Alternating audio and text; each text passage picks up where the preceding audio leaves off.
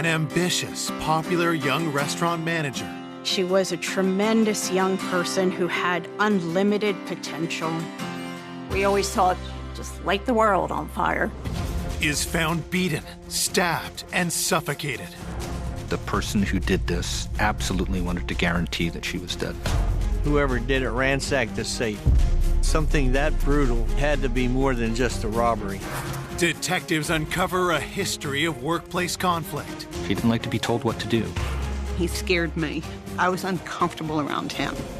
For me, that was a red flag.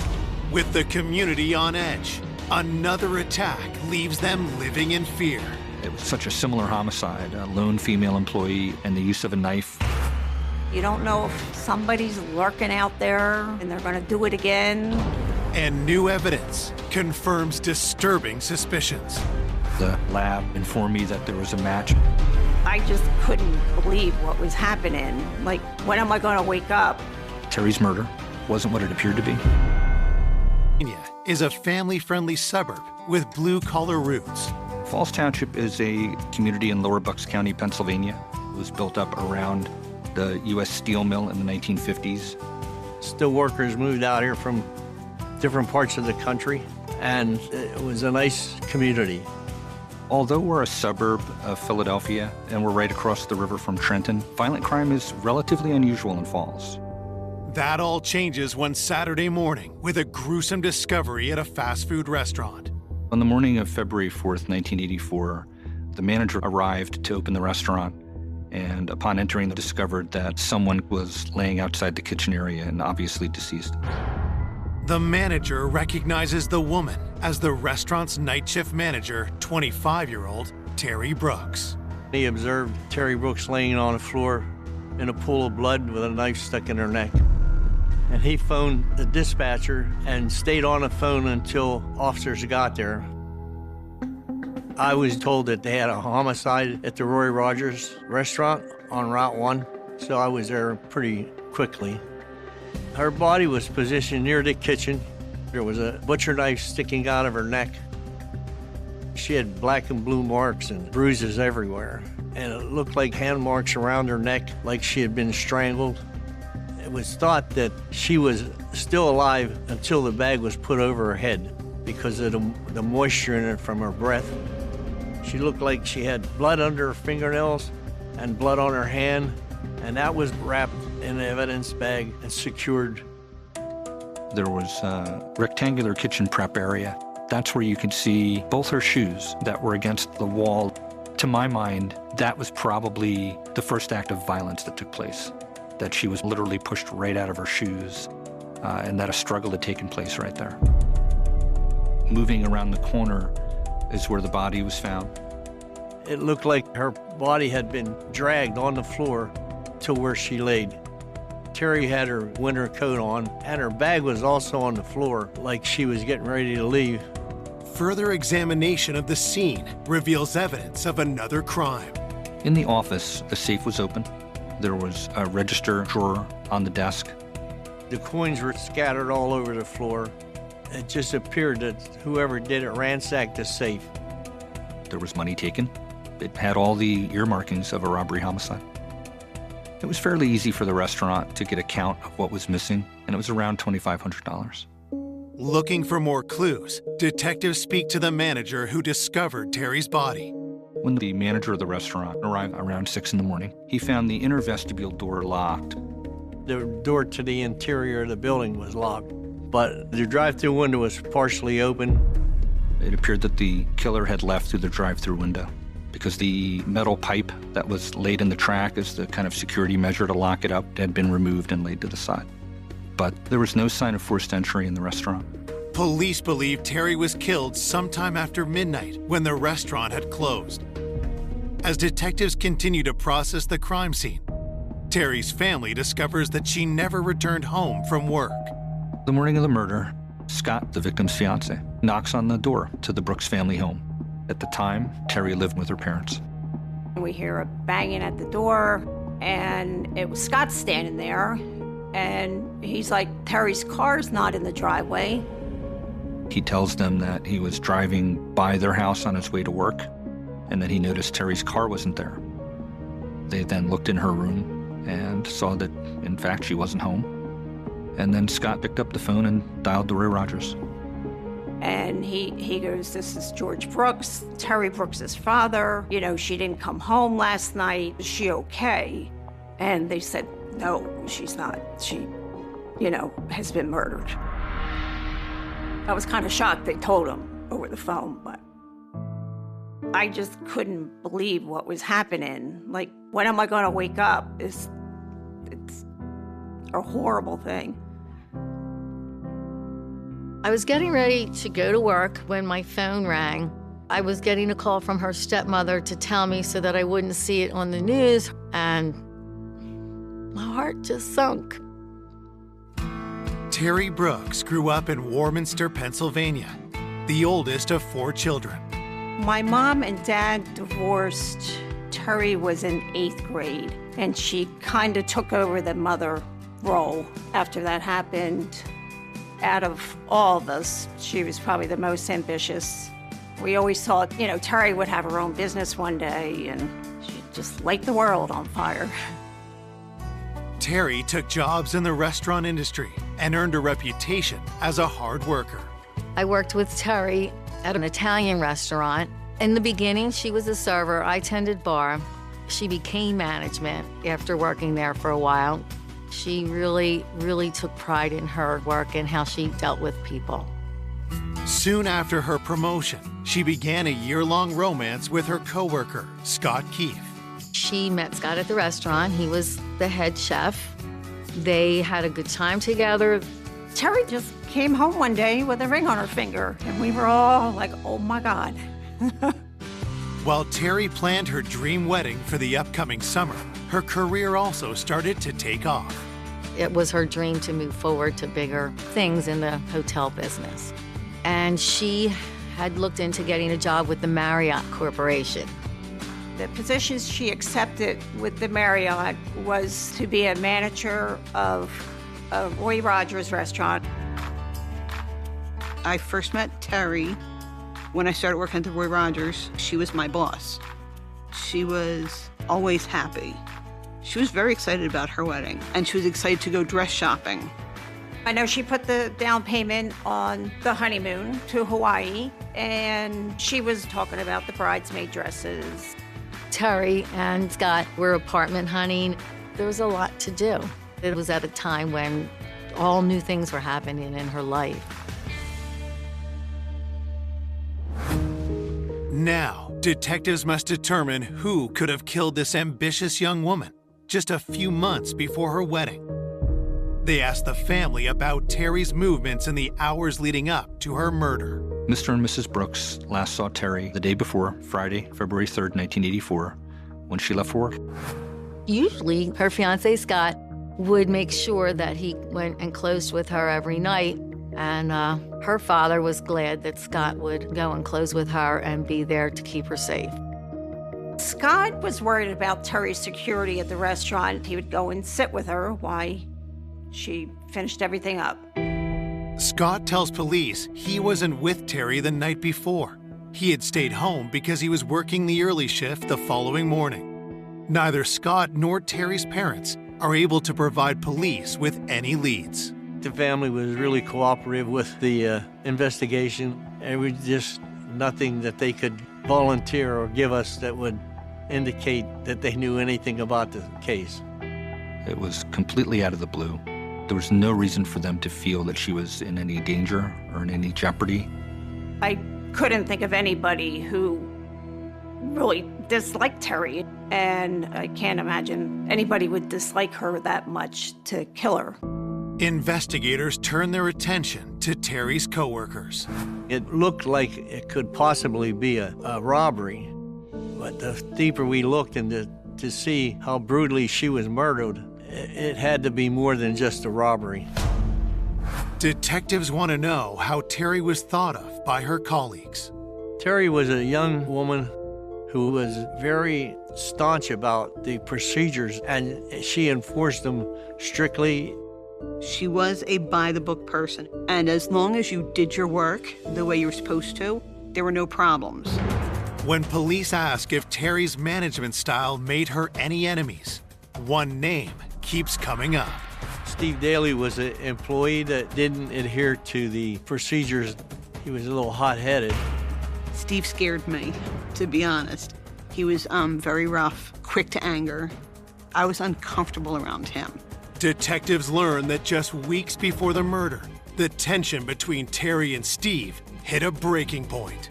He ended up getting fired, and he wasn't too happy about it.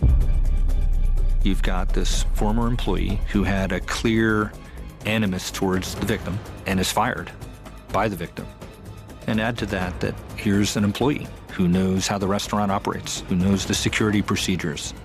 He's got the kind of knowledge to be able to commit this crime. So this is somebody who now rises to the top of the list. Coming up, police zero in on a suspect. Fingerprints were found on one of the murder weapons. At that point, he admitted he took the money from the office. But conflicting statements frustrate detectives. It was completely a misdirection, a diversion. How could somebody do this and get away with it? Until the investigation takes a jaw-dropping turn. The polygraph operator said he was lying. It caught me by surprise. I remember him all of a sudden blowing up. It was the turning point in the investigation.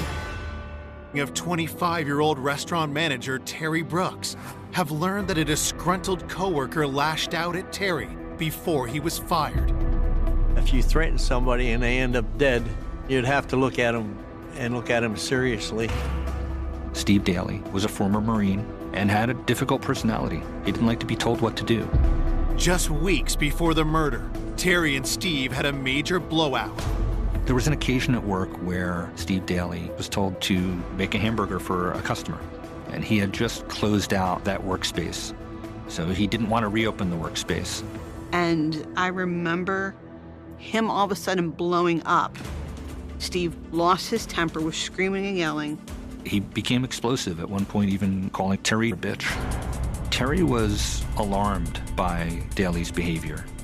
Terry, in a situation like what happened with Steve, she wouldn't tolerate it.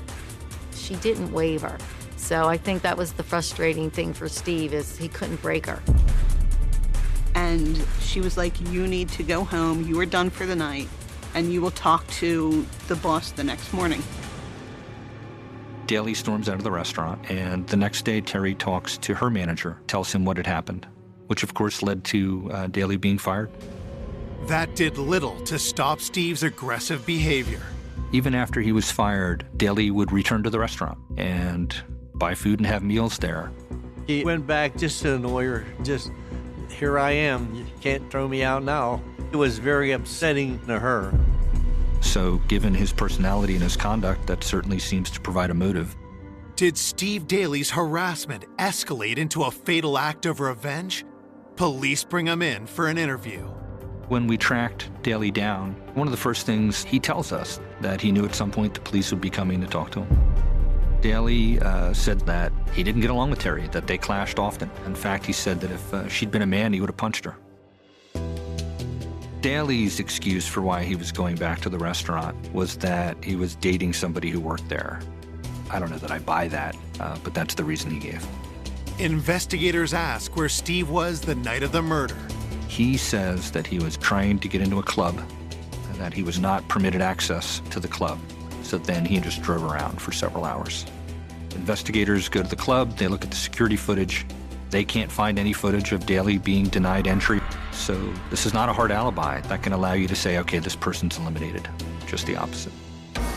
With no way to prove his whereabouts when Terry was killed, police ask Steve to take a polygraph. So a polygraph is a useful investigative tool. It can help us rule people in or out. So Daly agrees to take the polygraph, and without question, he passed.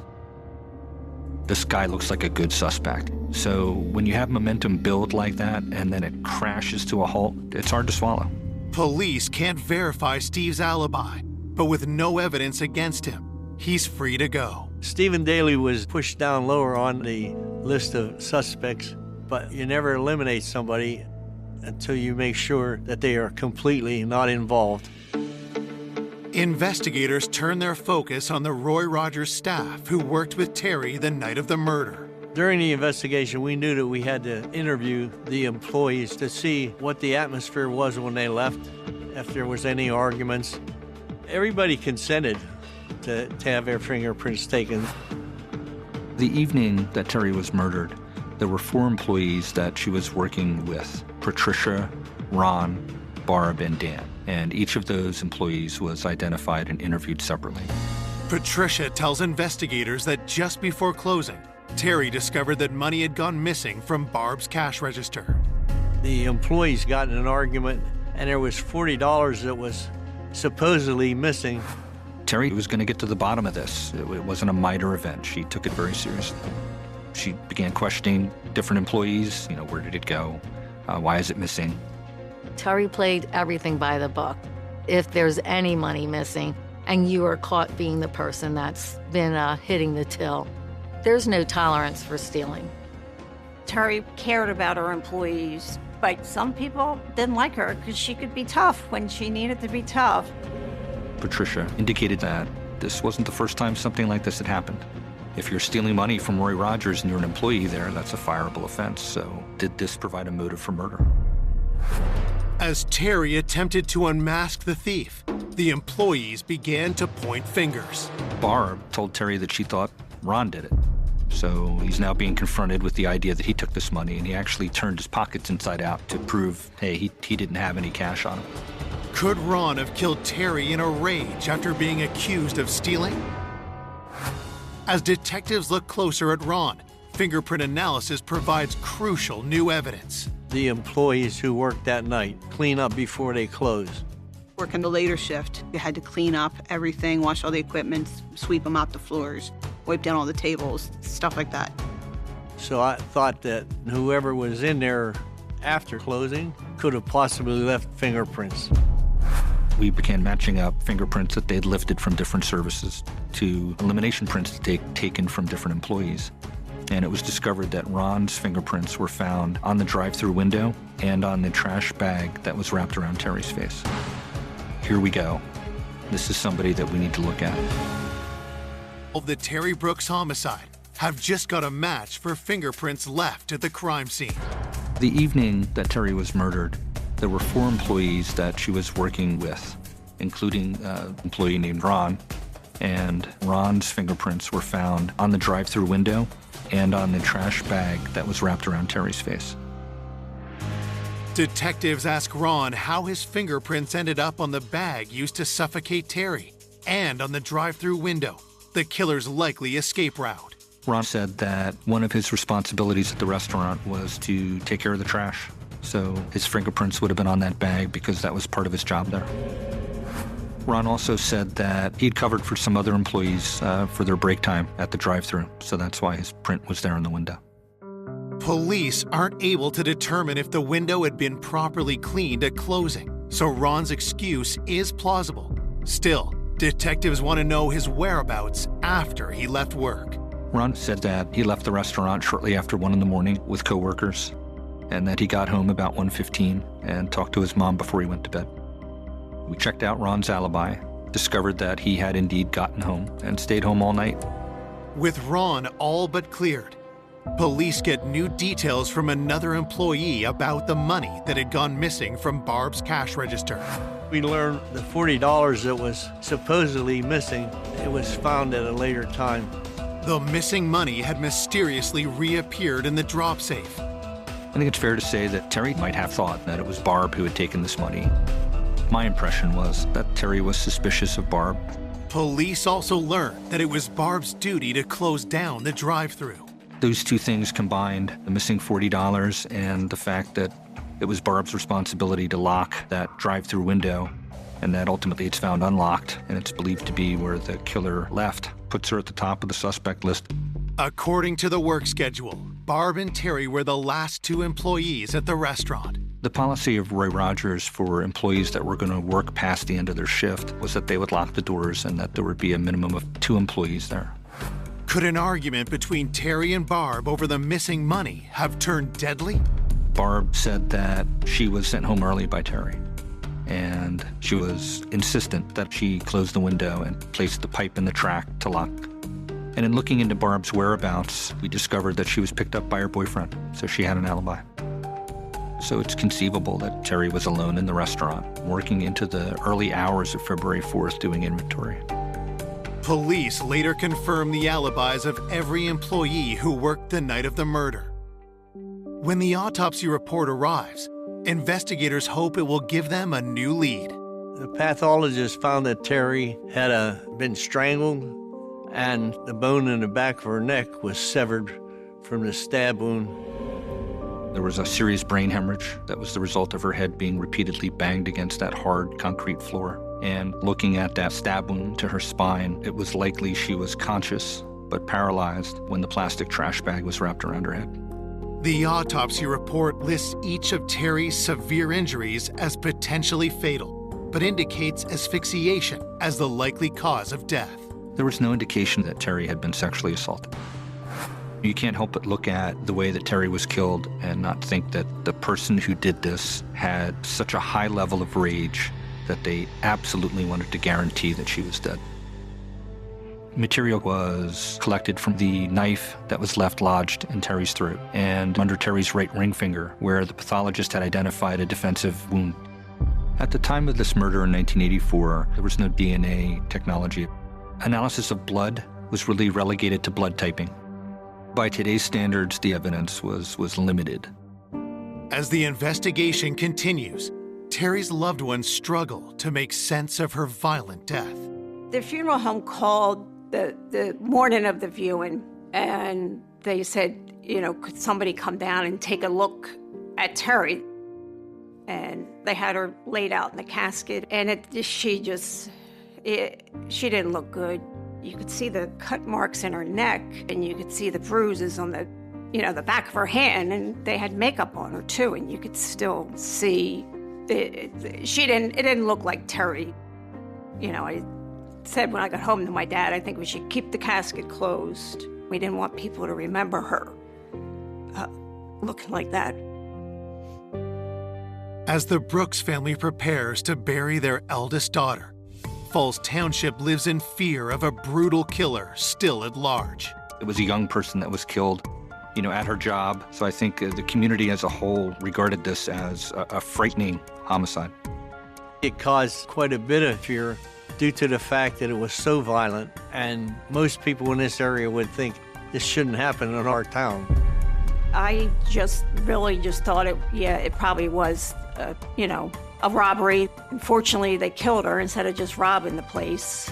But you don't know if somebody's lurking out there, and they're going to do it again. Less than 2 weeks after Terry's murder, the town's worst fear appears to become a horrifying reality. At another Roy Rogers, an assistant manager was attacked coming out of the bathroom. She was hit in the head. She fell to the floor, and the actor ran away before she can identify him. The restaurant manager survives. But just a week later in nearby Scranton, there's another brutal attack. A male attacker waited in the parking lot until there was a lone female employee, then made entry into the restaurant. But the money from the restaurant had already been dropped into the safe, so he took the female employee's money and then stabbed her to death. Detectives fear they have a serial killer on the loose. And when you take a community that was already stressed, it made it even worse. And if you've got an individual who's going from restaurant to restaurant and just robbing people, and they have no personal connection to the victim, it's terrifying. It took it up a notch. Police have learned another restaurant employee has been stabbed to death in nearby Scranton. Scranton's just up the turnpike, and it's not really that far from us. So anything that would indicate a violent armed robbery, we would have to look into. It was such a similar homicide, a lone female employee inside a restaurant, a male attacker, and the use of a knife. Investigators learn that a suspect has already been arrested. Could he also be Terry Brooks's killer? The person that committed this homicide in Scranton was a man named Steve Duffy. We sent investigators to go to Scranton to attempt to interview Duffy, and by the time we arrive, he has lawyered up. But we got a warrant to obtain his fingerprints and compare them to the fingerprints from the scene. But in the end, a fingerprint comparison indicated no connection to the homicide at our Roy Rogers. Police are also unable to identify a suspect in the assault of the manager at the other Roy Rogers location. You go through this cycle of building momentum, and then you hit a wall. It's disheartening. It's been a month since Terry Brooks was found dead, and the killer is still at large. Something that brutal and that terrifying, you have to try to solve it, no matter how long it takes. But when the leads start running out, you get awful upset.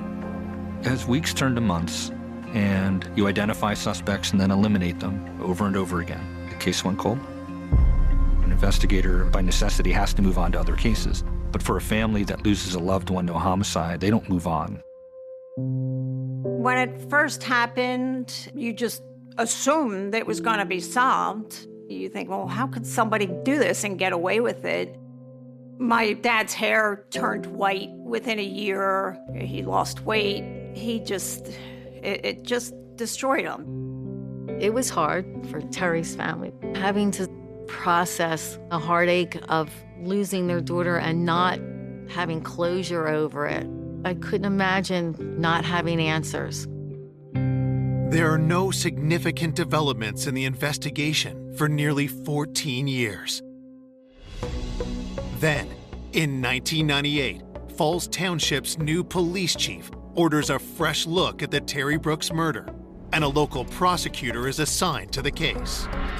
One of the primary reasons that the police chief put this renewed focus on this case was that there had been developments in DNA technology during the 1990s.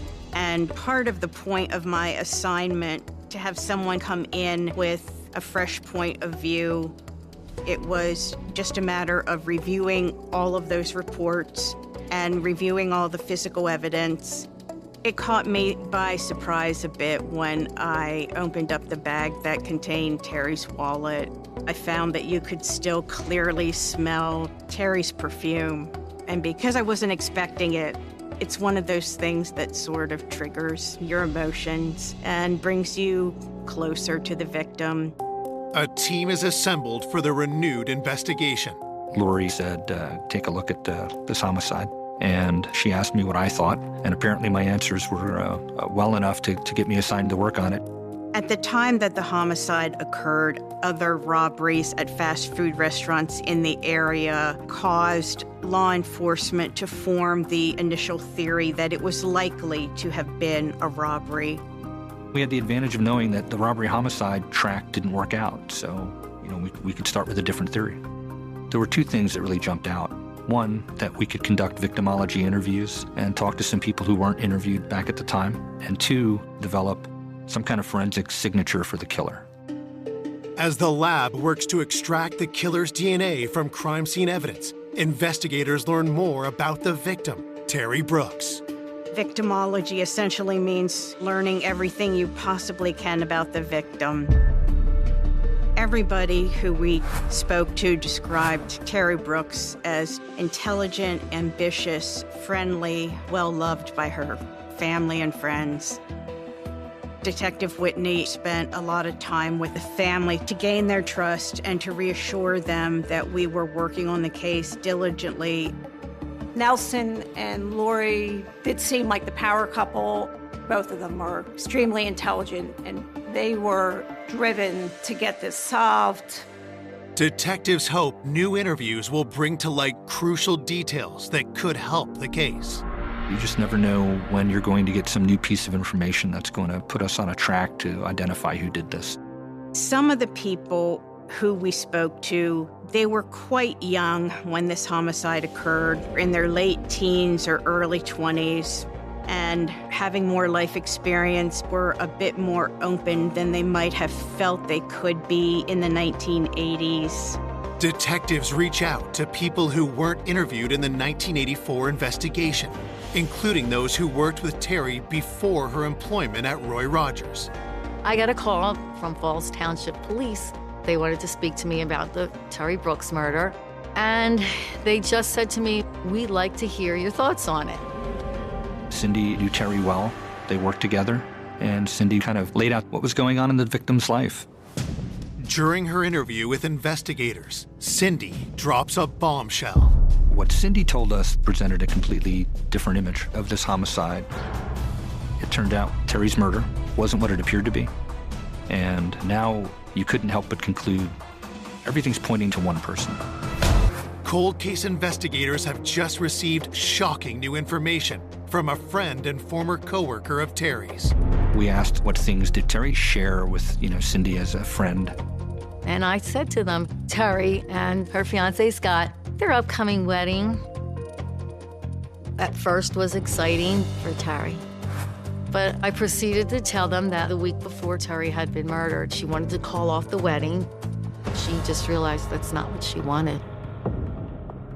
We knew Terry and Scott had just put down a deposit on their honeymoon, and their wedding was upcoming. And in the initial investigation, the officers that conducted it came away with the impression that they were a happy couple. There hadn't really been anything in the report that indicated there were any problems in Terry Brooks's relationship with Scott Keefe, but we did learn that Terry confided to some of her friends that she wasn't entirely sure she was going to go through with getting married. Mr. and Mrs. Brooks felt close to Scott. He was the young man that was going to marry their daughter. To her parents, Scott was this loving, caring fiancé who would check on Terry and drive by to make sure she was, safe and give her rides. Some of Terry's friends had a very different impression of Scott. Cindy Bradney told us that there had been some problems in the relationship. For me, that was a red flag. I think through time and her changing jobs and the fact that she was moving on and going for her dream and he was stuck where he was, his jealousy became an issue and he was very possessive. Scott would not let Terry stay alone. She was afraid to tell him she didn't want to be married. She was afraid to call it off. She didn't know what she was going to do, to the point where she was in tears. Police get further insight into Terry and Scott's relationship from Terry's siblings. When she started dating Scott, we just were all scratching our heads, like, what is she doing with him? He was just not the kind of guy she always dated. He wasn't fun-loving. All he wanted to do was sit there and drink. And that was just unlike her. It just seemed like he wanted to keep us away from her and him. It just makes you think back, like maybe he did have signs of an abusive person. But at the time, I just really thought it was a robbery, and she was killed during the robbery. Detectives have a new perspective on Scott and how the supposedly grieving fiancé might have avoided suspicion at the time of Terry's death. My dad thought Scott really loved Terry. He thought if she loved him, I'll love him too. Mr. Brooks was a very kind man, and in fact, George bought Scott the suit that he wore to Terry's funeral. Her father just had such a big heart that I don't think he believed that someone that his daughter fell in love with could harm her. And I believe Scott played on that. Scott becomes someone that we think may have done this. Examining the crime scene through the lens of, what if Scott did this? Okay, that's how he got in. She let him in. We were told that he had a practice of going to the restaurant and sitting with her while she worked after hours. And it's personal, it's rage, and then the action of placing that bag over her face to kind of depersonalize her is a telltale mark of what someone does when they've killed somebody that they're close to. And now it becomes a priority for us to see if the forensic track, if the evidence points that way. Investigators hope the killer's DNA can be extracted from the crime scene evidence collected back in 1984. It was a potential concern that they might not be able to find any usable DNA due to the amount of time that had gone by. Luckily, the knife that was left lodged in Terry's throat and the material collected from under Terry's right ring finger, where the pathologist had identified a defensive wound to that area, yielded an unknown male DNA profile. It was highly unlikely under the circumstances that that DNA material would have come from anyone other than the perpetrator. The next thing we had to do was obtain a DNA sample from our suspect. Scott Keefe did not have a criminal record at that time. He didn't have any DNA samples on file with an agency such as the FBI. One of the things that we learned from the laboratory expert was that cigarette butts are an excellent potential source of DNA because they have saliva on them. And at that point, we actually knew what kind of cigarettes Keefe smoked, and we knew where he lived. Police hatch a plan to secretly obtain a sample of Scott Keefe's DNA. We didn't at that point want to obtain a subpoena to obtain DNA from him directly because we wanted to interview him first.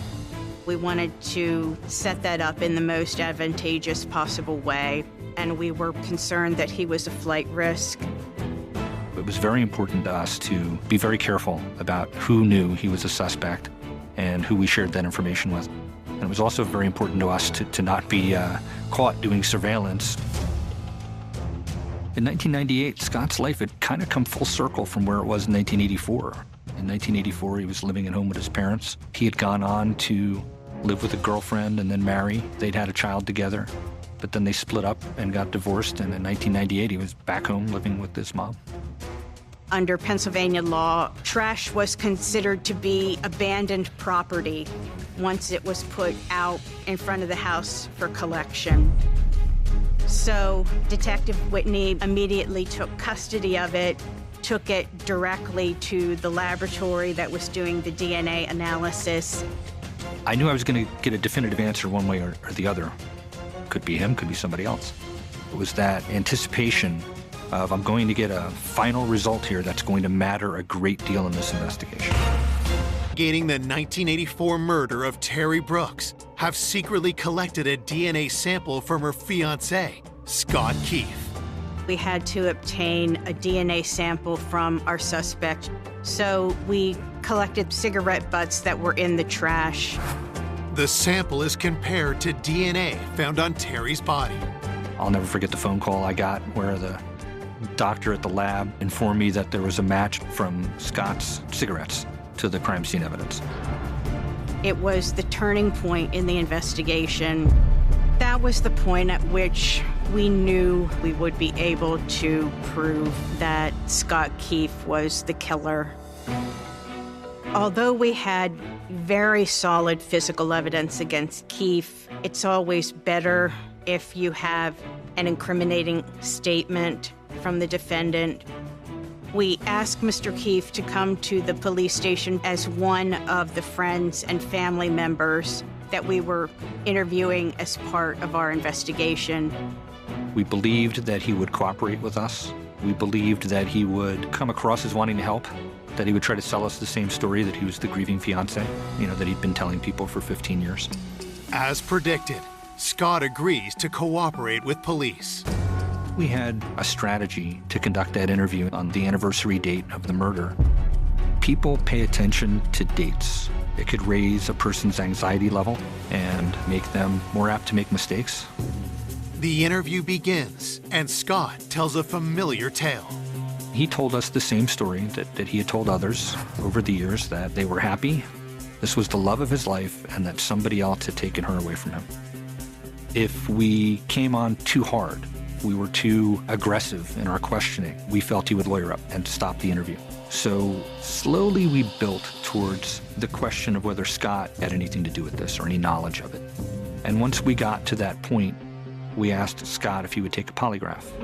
You can never force anyone to undergo a polygraph examination, but he agreed to that. The polygraph operator said he was lying. So now Scott started to say things like, I didn't mean for this to happen. But then he caught himself and said, but I didn't do it. But over time, that culminated at one point in him saying, she came at me first. And that was the first time he put himself at the scene. Investigators keep the pressure on, and finally, Scott breaks. He admitted that she essentially told him that she wanted to break up with him, and he was enraged because of that. At one point, he punched her in the face. They struggled for a while in that kitchen prep area. A knife had fallen onto the floor, and he knocked her down and straddled her, choking her and banging her head repeatedly against the floor. But then he grabbed the knife and stabbed her with it, and it stuck in her throat. Then, in his words, he bent over to make sure she was dead, saw that she was still breathing. So he grabbed the trash can liner to wrap around her face to make sure that she would in fact die. And he said he didn't want to look at her face. At that point, he admitted he took the money from the office. He said he exited to the drive-through window to make it look like a robbery. Scott told us that the reason he went to the Brooks family home the morning of the murder was to make him look innocent. So he's surrounded by her family when the crime is supposedly discovered. It was completely a misdirection, a diversion that worked for 15 years for him. Scott is charged with first-degree murder. I was elated. I was like, thank God they finally nailed him. Because we waited a long time. Getting the answers of who killed my sister really gave my dad some comfort. But I think he was still in disbelief that Scott did it. We were just so happy we could tell her family that the person who had killed their daughter was in prison, and we were confident he was going to be convicted. At trial, Scott Keefe is found guilty and sentenced to life in prison. Terry was a tremendous young person who had unlimited potential. She had good relationships with her family. It's really a terrible tragedy that her life ended this way. It's just so sad that somebody so young, because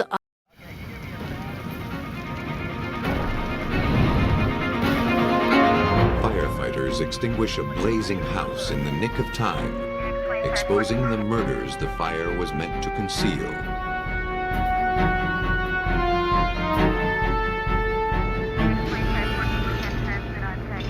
A woman's death in her bathtub looks like an accident, at least at first.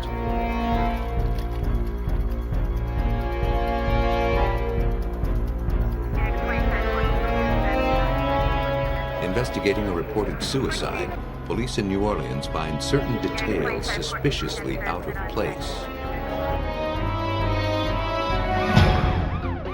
Killers can be masters at disguising their crimes, even when their victims are in plain sight. It takes a vigilant investigator to realize that first impressions are often dead wrong.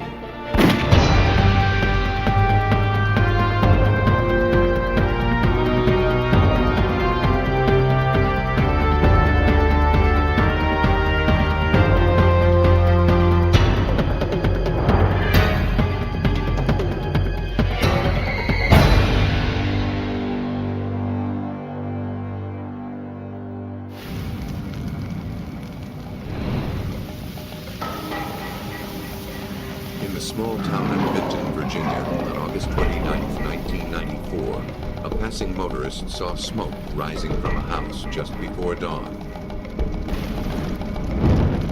Firefighters battled the blaze for several hours before bringing it under control. Okay, can you give me your status? You making any headway on the fire? We got most of it knocked down. We're still negative on a search. The patterns of the burns and the speed at which the fire spread told them this was arson. Had the motorist not called when he did, the house and all it contained would have been destroyed beyond recognition. The fire team was not in time to save the family who lived there. 4 people, including 2 small children, were dead. 11C, go ahead and back your hay line out of the building. But once the smoke cleared and smoldering ruins were examined, it became apparent that this family did not die in the fire. Downstairs, Teresa Hodges had been strangled. Upstairs, 11-year-old Winter Hodges and 3-year-old Anna Hodges had been shot. In the master bedroom, the body of their father, Blaine Hodges, was found with a single gunshot to the head. A .22 caliber pistol without a barrel lay near his body. Special Agent Barry Cassie of the Virginia State Police had a theory about what happened. It was pretty obvious that the evidence was just screaming, that's the words I use, of murder-suicide. And as the morning wore on, it became even more evident that it was a murder-suicide. Blaine Hodges had recently been convicted of embezzling from his employer, the United States Postal Service. Police believed that Blaine, despondent over his impending prison sentence, had killed his wife and his children. Then he doused their home with fuel oil, set it afire, and shot himself in the head.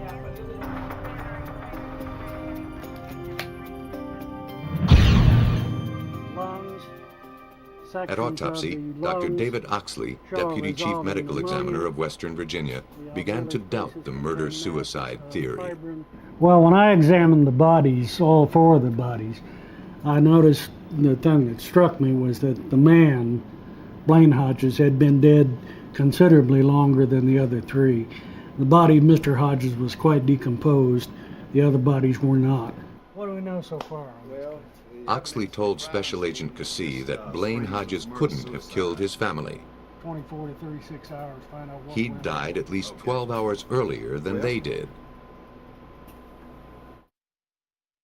The gun collected at the scene also raised questions.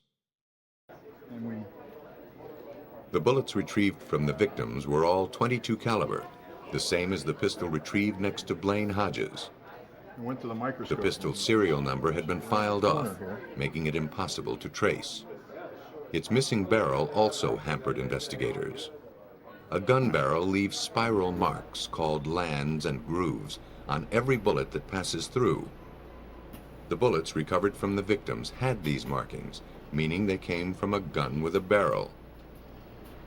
Forensic Supervisor William Conrad of the Virginia Division of Forensic Science was convinced that someone besides Blaine Hodges must have pulled the trigger. With the barrel removed and rifling being present on the father's bullet that was taken from his head, would indicate right away that he could not have fired that shot. There's no way he could have shot himself in the head and then removed the barrel. That wouldn't have happened. Conrad wasn't convinced this was even the real murder weapon. The bullets taken from the bodies were marked with 6 lands and grooves. Reference manuals for the gun found at the crime scene showed its normal pattern would be 8 lands and grooves. Conrad concluded the gun found at the crime scene was merely a drop gun, intended to fool the police. At a crime scene, if you're trying to frame someone or try to cover something up, you would drop a gun that's unrelated to the incident and try to trick us into thinking that was the actual weapon. What looked like a murder-suicide at the crime scene had morphed into plain murder in the forensics lab. Aside from tipping detectives off, the gun was of little use at this stage in the investigation. They had no suspects, no ballistics to compare, and apparently not even the murder weapon. All that detectives could be sure of was that someone else had killed the family, then tried to make it appear like murder-suicide. The killer had hoped the flames would consume the evidence. Detectives sifting through the ashes at the crime scene now had a new assignment: to smoke out the killer. Police had no idea who killed the Hodges and their 2 daughters. They questioned friends, hoping to gather clues about their enemies. Their closest friend was a man named Earl Bramblett. He frequently stayed with the family. The kids called him Uncle Earl. Police asked Bramblett to come to the station and talk with them. He seemed genuinely upset about the deaths. But in the course of his interview, an offhanded comment caught investigators by surprise. He spontaneously made a comment, and he said that sorry SOB, he had a beautiful family, he did them and did himself. Well, at that moment, I knew Mr. Bramblett was probably involved in the murders of the Hodges family. I knew that in order for somebody to know that outside of the police, that they would have had to have been in there when the murders occurred. The media hadn't reported the murder-suicide story, and the police hadn't mentioned it to anyone outside of the force. Bramblett had revealed a detail only the killer would have known. Gussie kept his suspicions to himself. He needed more evidence before he could act on them. Bramblett agreed to come in for another interview later. When he failed to show, the police went to the motel where he was staying since he had no fixed address. When he didn't answer the door, the detectives obtained a room key from the motel manager to make sure he was all right. Bramblett arrived just in time to stop them. Now belligerent, he dared them to place him under arrest. To the police, he was behaving like a man who was guilty. You want to arrest? You think I done something wrong? And who believed the police would never be able to prove it. Bramblett's own words had made him a suspect, but words alone proved nothing.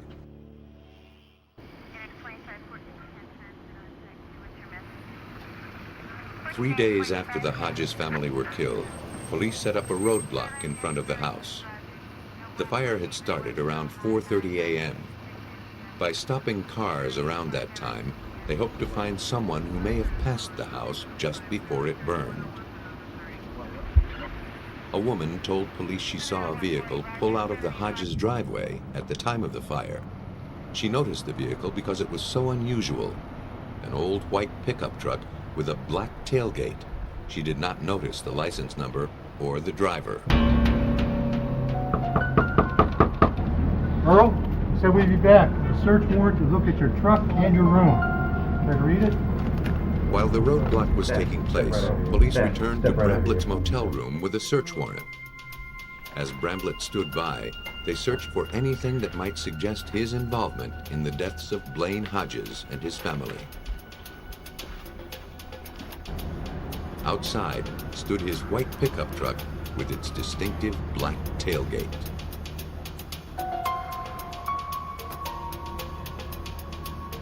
In the front seat, police saw several .22 caliber shell casings. They were the same brand and caliber as the casings found at the murder scene. When the firing pin strikes a bullet, it leaves a distinct impression on the cartridge casing. William Conrad hoped to compare the casings from the crime scene with the ones found in Bramblett's truck. Once again, he found the killer was one step ahead of him. He'd obscured the marks on the cartridges. It looked like someone had placed it in, fired the gun, took them out, placed them again, and fired them. Again, it indicated that someone was trying to manipulate the evidence after the fact to try to confuse the laboratory and what was going on. Conrad would not be so easily thwarted. Among the hash of wayward marks, he looked for similarities between the cartridges retrieved from the truck and those from the murder scene. We can put the marks together, see the reproducible patterns that are present, and be able to say that the marks that you see represented on both of them were made by the same firing pin impression. After close scrutiny, he found what he was looking for. One of the cartridges from the crime scene had a strike mark identical to a cartridge from Bramblett's truck. And I found enough of those individual characteristics that I was able to say that both of them had been fired by the same firing pin, to the exclusion of any others. The cartridge casings were definitely used in the same gun, linking the drop gun to Bramblett. But that wasn't enough. Conrad still needed to find the gun that fired the fatal bullets. Meantime, detectives worked the case from another angle, trying to find out if Bramblett could have been the one who set the fire. The killer had torched the house around 4:30 a.m. on Monday, August 29th. To check Bramblett's whereabouts at that time, police went to the sign company where he worked. They learned he was scheduled to be at work at 5 a.m. the day of the fire. The same employee that routinely checks the time cards checked Mr. Bramlett's. Mr. Bramlett's card had been obliterated. That the time that he punched in on Monday morning, August the 29th, had been blacked out where you couldn't read what time he might have punched in. Police called on handwriting expert Gordon Menzies to find out what was under the marking. Using infrared lighting techniques, I was able to separate the ink of the overwritten entry or the obliterating entry and come up with an entry of 5:08 M, which was apparently 8 minutes after 5 Monday. The time card confirmed that Bramblett arrived at work after the blaze was set. But that didn't prove he was the one who set it. It only proved he had time to do it. The search for more evidence continued. Bramblett's employer told police that the morning after police searched Bramblett's motel room, Earl arrived at work seething with rage. 1 hour later, a co-worker noticed water running under a door. He found a pair of blue jeans thought to be Bramblett's. They smelled of the solvent used at the sign company. The manager thought them important enough to turn over to the police. Authorities hoped the jeans still held some clue to link Bramblett to the fire.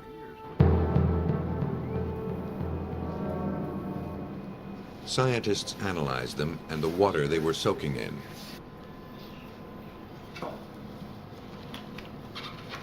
To identify the chemicals in the fabric, the jeans were placed in a canister with a solvent called pentane. After they had soaked for 15 minutes, the pentane was poured off. The solvent evaporated under a fume hood, leaving behind a soup of the compounds from the jeans. The liquid was placed in a gas chromatograph. A readout identified each compound soaked out of the jeans. One was a commercial solvent used by the sign company. The other was fuel oil, like that used to douse the home of the murder victims. Investigators believed that Bramblett had tried to rinse the oil-soaked jeans clean, carelessly leaving them where anyone could find them. Though the jeans were potential evidence, they were, like everything else so far, circumstantial. Investigators pressed on. Hoping that Bramblett's carelessness didn't stop there, they looked for more evidence in the dumpster at the sign company. Along with documents belonging to Bramblett, they found a T-shirt bearing the words William Byrd High School, class of 2001. One of the murder victims, 11-year-old Winter Hodges, owned such a T-shirt. It was missing from the crime scene and unaccounted for. The shirt found in the dumpster had apparently belonged to the victim. Investigators were encouraged. Only Bramblett would have had access to both the shirt and the dumpster. Still, it proved no wrongdoing.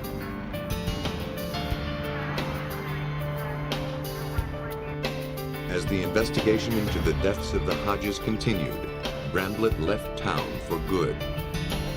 Though Virginia police never let him out of their sight, they believed they had nothing to hold him. They didn't realize they had what they needed all along. Police were reasonably certain that Earl Bramblett killed the Hodges family, but that means nothing in a court of law. To prove it, they had to place him at the scene. The gun seemed to be the crucial element. They just didn't know how it fit.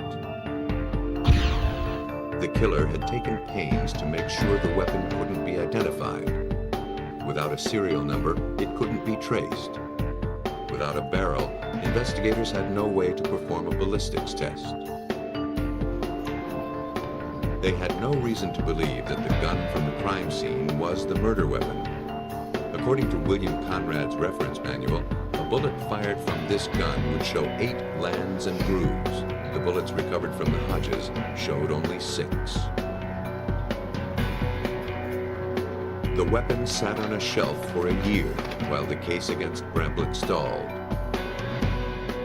Then, on an unrelated investigation, Conrad ran across a weapon of the same brand as the gun in the Bramblett case. He test-fired the gun and was surprised to find that the bullets had 6 lands and grooves instead of 8. The reference manual had been wrong. Conrad now knew that the gun found in the Hodges house most likely was the murder weapon. The killer had removed its barrel because he thought it would make the gun untraceable. But through the cartridge casings and other forensic evidence, police found their man. By linking the gun to Earl Bramblett, the police had gathered the final piece of evidence they needed to prove he was the killer. Then, his sister in Indiana provided information about the possible motive. Bramblett, apparently feeling threatened, had sent her a huge number of audio tapes for safekeeping. He told her to send them to police if something happened to him. When she heard her brother was in trouble, she forwarded them to the Virginia authorities. In his audio-taped diaries, Bramblett spoke of his more than casual attraction to the Hodges' 11-year-old daughter. Bramblett had once been a suspect in the disappearance of 2 small children, but his involvement had never been proved. According to the tapes, Bramblett began to believe that Blaine Hodges, faced with prison for embezzling, had become a police informant.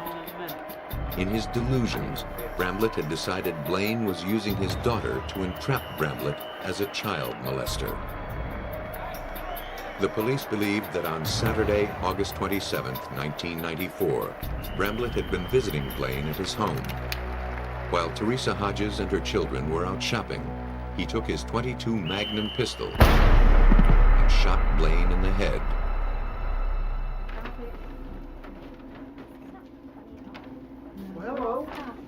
According to friends who saw them later that day, Bramblett told Teresa when she came home from shopping that Blaine, despondent over going to prison, needed some time by himself. Blaine took off. Like the good uncle he pretended to be, he bundled Teresa and the children into his truck and took them camping in the nearby mountains. As Blaine Hodges lay dead in an upstairs bedroom, his wife and children went off with his killer. They would have only a 24-hour reprieve. The next day, Bramblett would resume his killing by strangling Teresa Hodges. Having killed both parents, Bramblett saved his last horrifying act of violence for the children.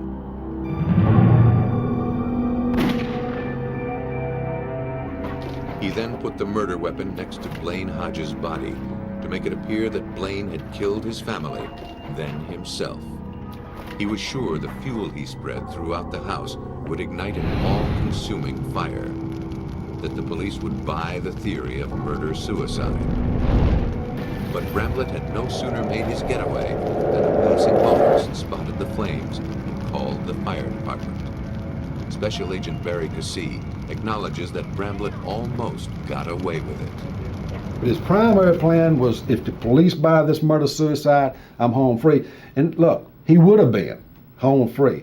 But see, he did not know that the Vinton Fire Department had responded in such a short order that they preserved the bodies upstairs. It took the police almost 2 years to build their case. Bramlett had relocated to South Carolina, but the Virginia authorities had never lost his trail. He was arrested in July 1996, convicted of 4 counts of murder and sentenced to death.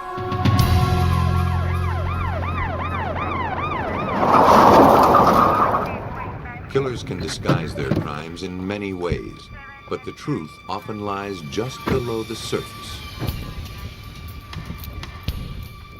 On April 29, 1997, police in the suburban Philadelphia community of Marion, Pennsylvania, arrived at the house of Craig Rabinowitz.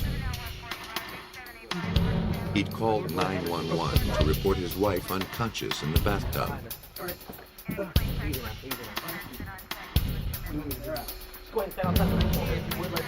They found Rabinowitz clutching his wife, Stephanie, still in the tub where he'd found her. He told police he'd discovered his wife on her side, her head underwater. He had no idea what caused his wife to drown. Paramedics tried to revive her, but she was dead. Detective Charlie Craig saw no signs of foul play in the death of Mrs. Rabinowitz. My initial impression of the cause of death, after looking at Stephanie, after viewing her at the emergency ward, and after talking with the emergency ward doctor, was that it was an unexplained death or it was an accident. All right, here we go. What are you doing? Oh, come on. Friends and relatives mourned the untimely death of a woman in the prime of life. Craig and Stephanie had met when he was a camp counselor, and she was still a teenager.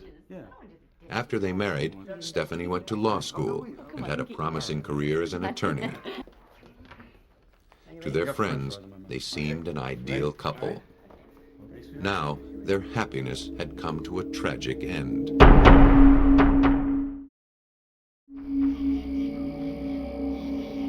Craig told police that on the night of his wife's death, he was watching a hockey game while she took a bath.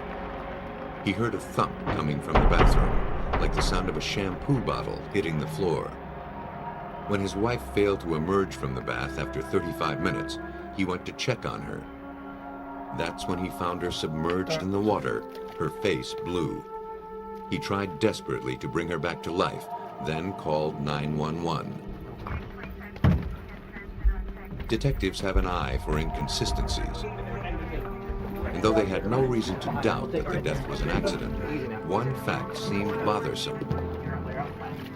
The paramedics mentioned that the victim was wearing jewelry, including a watch.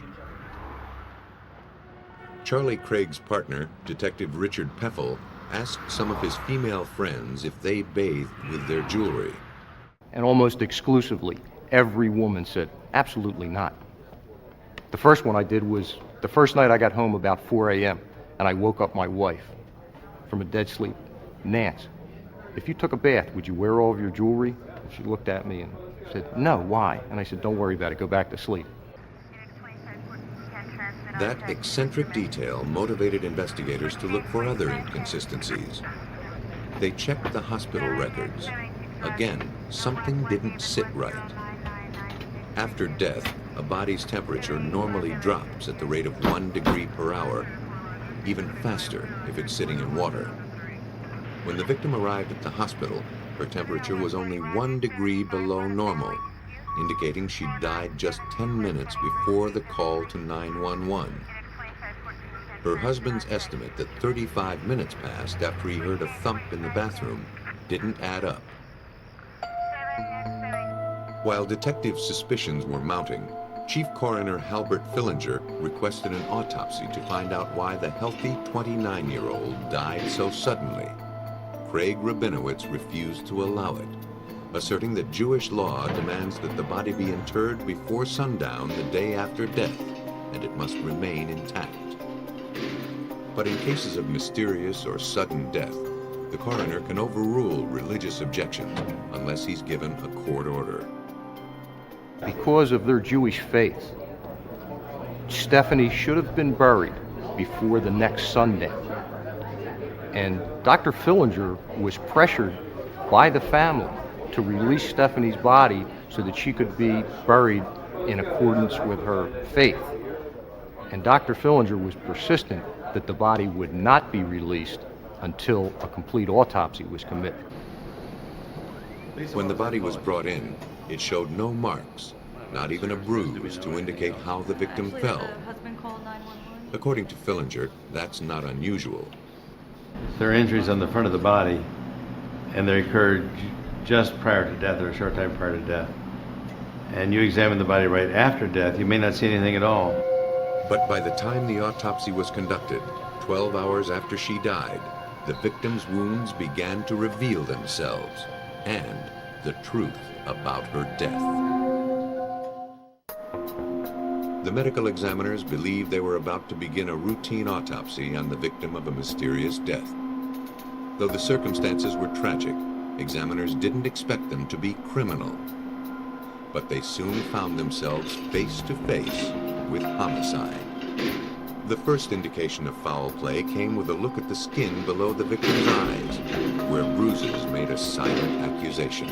But as the blood drains away from those sites of injury, leaving the surrounding skin quite pale, then the area of bruising stands up like a beacon in the night. Bruises such as these come from lack of oxygen, most often when a victim chokes or is choked. Strangulation was a possibility worth looking into. The victim showed no external marks around her neck, but beneath the skin, the tissue damage confirmed Fillinger's suspicions. And of course, when we first got the body open, we found the evidence of severe strangulation, a great deal of trauma in the neck. The mystery of Stephanie Rabinowitz's sudden death had been solved, and a homicide investigation had begun. Detectives Charlie Craig and Richard Peffel, along with prosecutor Bruce Castor, had their prime suspect, the victim's husband, Craig Rabinowitz. They questioned him in the presence of his attorney. When Charlie came back in and advised both Rabinowitz and the attorney that Stephanie had in fact died from manual strangulation, the attorney jumped up and said, "Oh my God, she strangled herself." And both Charlie and I looked at the attorney and I said, "I don't think so." The Rabinowitz marriage seemed picture perfect. What could have driven Craig Rabinowitz to kill his wife? Police obtained a warrant to search the house for some sign of a motive. While his wife worked as a lawyer, Craig had supposedly run a business from his home. He convinced a number of his friends to invest in his promising venture. But a search of the house showed no evidence of a business being conducted there. Detectives had almost given up when one of the officers found a plastic bag in a crawl space above a closet. The bag was filled with receipts and financial records. They revealed that Craig Rabinowitz had been living a lie. When we went through the bag, we found some pretty important items, including a list or ledger. We also found other receipts from pawn shops indicating that some jewelry had recently been pawned. And we also found receipts from furniture stores, the furniture that he had bought, apparently another woman. So during this whole case, he was pictured to be this loving, happy, devoted husband, and in this bag, we found otherwise. A forensic accountant, skilled in deciphering complex financial transactions, reviewed the records. He found that what Craig had called a business was in fact a con game. He'd swindled his investors and convinced his trusting wife to remortgage their home. He then spent the money not on business, but to support his secret life. Credit card bills totaling $54,000 came from a single location, a strip club in Philadelphia. He'd been seeing one of the dancers there, showering her with gifts. At the time of his wife's death, Craig was hundreds of thousands of dollars in debt.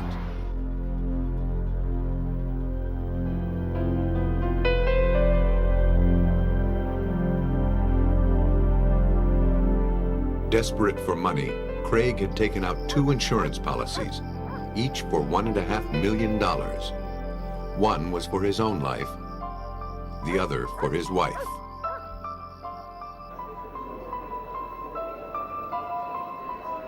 In a ledger found in the attic, Craig had calculated his net worth in the event his wife died, proving the crime was premeditated. After collecting on the insurance and paying off his debts, he'd have $1.2 million to spare. At the end of his rope, Craig turned on his unsuspecting wife and strangled her to death. He filled the bathtub, hoping to create the appearance of an accidental drowning. Then he called the police. It seemed like such a simple plan. According to Charlie Craig, far too simple. A lot of people said to me, you know, this guy must have seen this in a movie or read it in a book.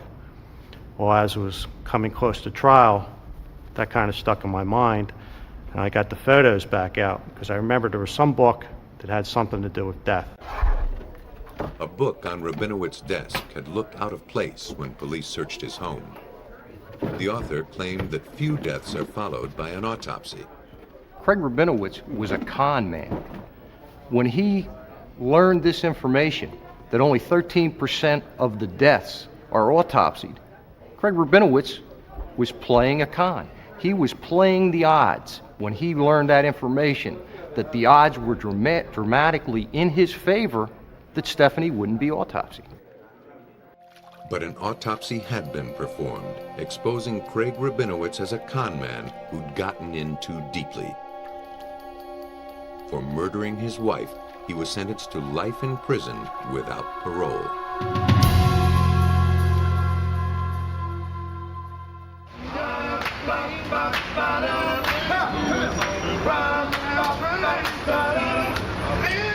Lurid events take on a life of their own.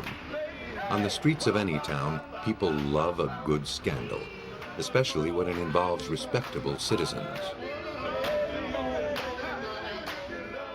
In New Orleans, a town not easily shocked, investigators found themselves in the middle of a scandal that made the Big Easy a little queasy.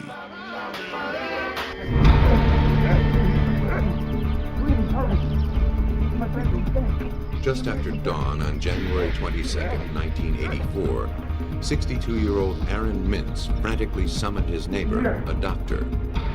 Mintz exclaimed that his wife had just shot herself. The two men rushed upstairs to the master bedroom.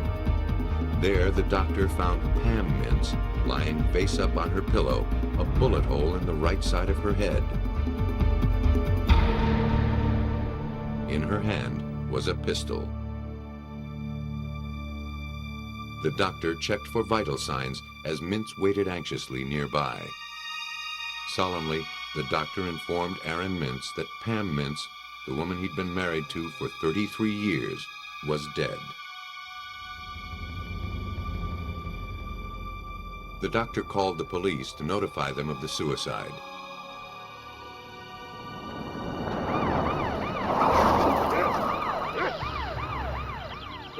They arrived to make a report.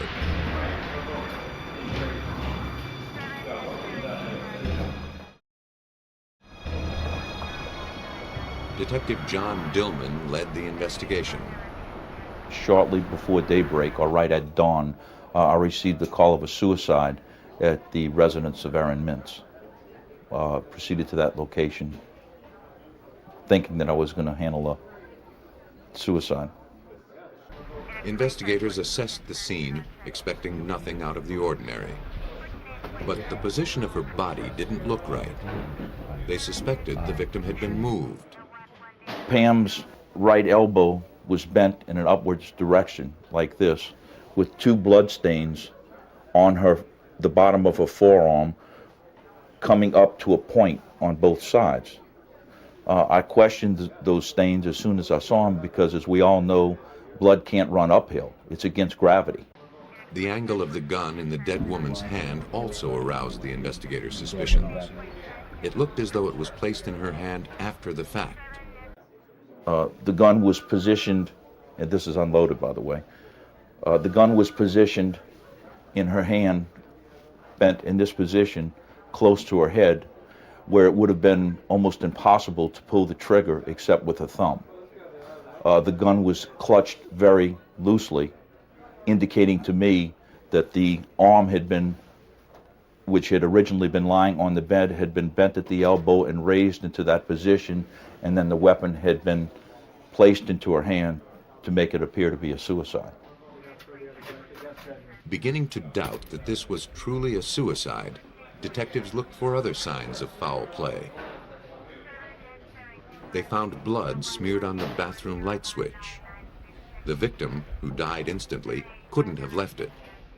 And by his own admission, Aaron Mintz was the only other person in the house. But even that discovery paled in comparison to what detectives discovered next. In another bedroom, they found a pillow with a bullet hole in it. On one side were powder burns. The other side was flecked with blood. Detective Dillman was convinced that the victim was murdered and the pillow used to muffle the shot. But once I followed this blood trail into the front of the house and found the pillow that was hidden, it didn't take a brain surgeon to, a big light just blew off. John, this isn't a suicide, you have a murder on your hands. Police launched a full-scale homicide investigation. The case seemed open and shut. The immediate suspect was the victim's husband, Aaron. There had been no one else in the house. The alarm had not been tripped. Aaron Mintz was a prominent member of the community. He denied murdering his wife. Anxious to clear his name, Mintz agreed that same day to have his hands tested for traces of gunpowder and gunmetal. If he'd fired the gun, the residue would cling to his skin. But Aaron admitted he had washed his hands before the test was conducted. The results were negative. The test failed to prove Aaron killed his wife, but neither did it prove him innocent. Investigators turned their attention to the evidence collected at the house. They focused on the bloodied pillow found in the other bedroom and the switchblade from the bathroom. In 1984, when the crime occurred, DNA testing was not yet available. But the blood type matched the victim's.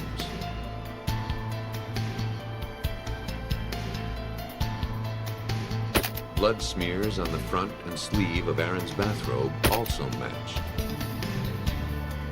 Police theorized that blood got on the robe when Aaron rearranged the body. His sleeve probably touched the light switch when he went to wash his hands. All right, so you went downstairs. You relaxed, watched a little TV, and then fell asleep? Yes. And what happened then? It didn't take much digging for police to determine a possible motive. They learned that Mintz was having an affair with a young woman named Lois Porsche. Pam Mintz found out about her husband's infidelity 2 weeks before her death. She angrily confronted Aaron. She wouldn't let him go without a fight. She didn't want him embarrassing her in public. And when Aaron began showing up in the circles of their friends with the girl that he was having the affair with, she became irate. She was going to take him for everything he was worth. And he knew it. Investigators suspected that Aaron killed Pam so he could be free of the marriage without losing his fortune. According to their scenario, Aaron had gone to his wife's bedroom after she'd fallen asleep.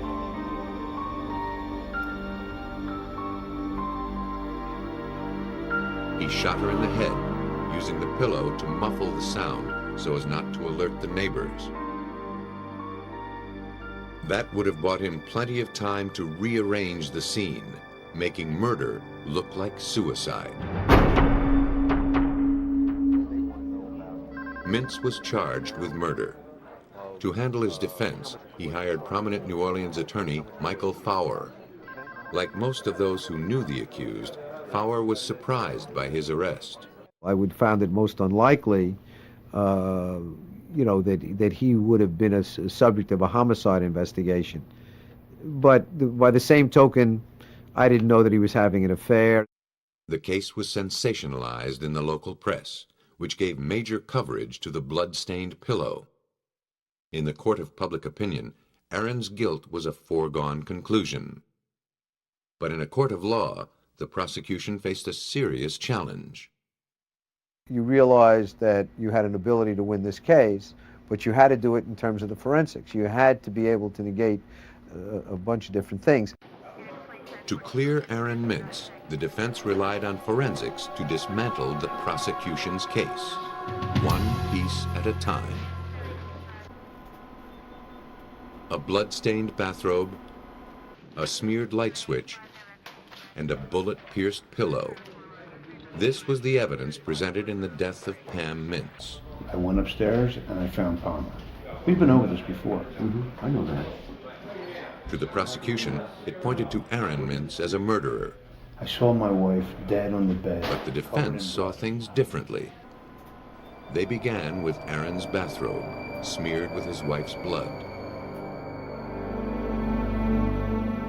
Aaron claimed he'd been dozing in front of the TV downstairs in the early morning. Startled awake by a loud noise, he went to investigate. When he found his wife's body and the gun in her hand, his first reaction was to take her in his arms, hugging her. According to defense attorney Michael Fowler, this scenario also explains the blood on the light switch. After Aaron had embraced his wife, he turned the light on as he was exiting the room, made every reason why there would be blood there. There was blood on the light switch in the bathroom. That made sense because at a point he went into the bathroom and washed his hands. The scenario explained away all but the most dramatic piece of evidence, the gunshot pillow. The prosecution argued that Aaron Mintz used the pillow to silence his gun, then removed it from Pam's bedside to conceal his crime. Again, the defense countered. Innocent of any crime, in a state of shock on discovering his wife's body, Aaron removed the pillow almost in a daze. He merely wanted to get it out of his sight without thinking how it might appear to police. It's only significant if it's a pillow that was used in a homicide. If it's not a pillow that's used in a homicide, it's like a dirty sock. What difference does it make? He just removes it. I mean, we all do crazy things when we're under a great deal of stress. The defense argued that since Aaron put the pillow where anyone could have found it, his purpose was not concealment. If he wanted to hide it, he could have hid it. There was a house that sort of was full of nooks and crannies and attic space and all, and he just put it in this other room. The defense was determined to discount the pillow completely. They stuck with the idea that Pam Mintz killed herself, but they asserted that the fatal bullet wasn't fired through the pillow. The defense had the pillow examined by Irving Stone of the Southwestern Institute for Forensic Sciences in Dallas. He set out to ascertain whether the fatal bullet was in fact fired through the pillow, as police had assumed.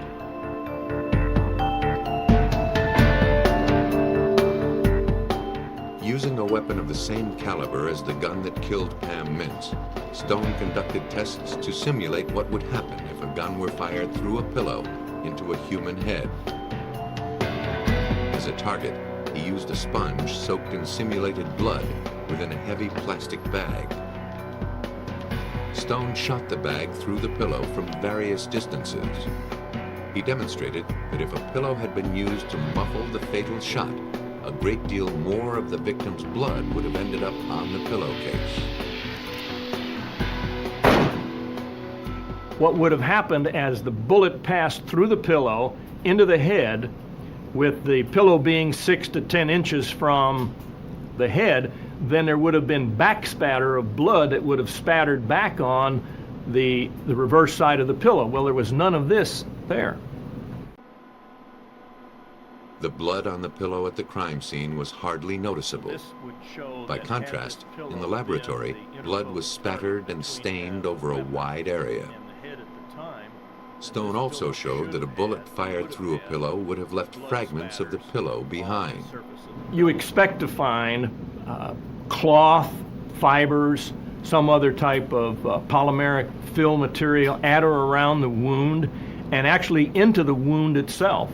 I've seen where cloth fragments have been caught by the bullet and just carried right into the wound. There were no reports of pillow fragments on the bed where the victim was found. Likewise, the coroner found no traces of the pillow in the wound. For Stone, there was only one conclusion. The fatal bullet was not fired through the pillow. But a nagging question remained. What was the pillow doing there in the first place? On the one hand, we had no obligation to explain the pillow. Once we were able to explain it was not used in a murder, in a homicide. On the other hand, it was there, and we had to deal with it. The prosecution had portrayed the victim as a wronged woman, murdered so her husband could pursue his affair. But the defense painted an entirely different picture. They portrayed Pam Mintz as a vindictive woman with a long history of emotional distress. Her husband's betrayal had been too much to bear, the defense asserted. She plotted the ultimate revenge. She would kill herself, but in the process, she'd frame her husband for murder. The gunshot pillow would play a starring role. The Mintz's housekeeper testified that she'd seen the victim leaving the house the day before she died, carrying what appeared to be a pillow along with the dry cleaning. Earlier in the day, she'd seen a gun lying on Mrs. Mintz's bed. The defense suggested to the jury that Pam, out for revenge, fired a bullet through the pillow herself. Then she left it at her bedside as she prepared to end her life, knowing that it would appear that her husband had killed her. But there was no way to prove the victim had fired a pistol the day of her death. The police had made no attempt to test her hands for traces of gunpowder. Fowler believes this was a critical mistake. Despite the fact that she was then undergoing an autopsy, or was about to undergo an autopsy, and her hands had been bagged, the police lab never swabbed her hands, so nobody ever knew, and to this day they never know if there was any residue on her hands. They had every opportunity to do it, they just didn't do it. If a test had shown that Pam did not fire the gun, the police would have had clear evidence the case was not a suicide. If the test had shown Pam did fire the gun, it would have cleared Aaron of guilt. But Dillman thinks the test results might have been misleading. I did not order testing on a trace metal test on Pam Mintz's hand due to the fact that it really was irrelevant. We knew that the gun had been placed in her hands, metal had touched her hands, so any type of a trace metal test would have proved positive. That didn't prove anything. When the case went to trial, the prosecution was confident of the evidence it presented. But the jury found otherwise, accepting the defendant's version of what happened the night Pam Mintz died. The defense claimed she'd put a bullet hole in a pillow and placed it at her bedside as she prepared to end her life. In this way, she hoped to exact retribution on her husband from beyond the grave. But careful forensic analysis of the evidence had foiled her plot. Aaron Mintz was found not guilty in the death of his wife. If hiding the body is not an option, then hiding the crime is the next best choice. But a seamless veil of deception is difficult to weave. At a crime scene, investigators are always looking to challenge their own assumptions. A battery of forensic tests gives them the means to do it. Whether an alibi is grandiose or utterly simple, if it's based on a lie, it won't withstand close scrutiny. Time and again, killers who believe otherwise are proven dead wrong.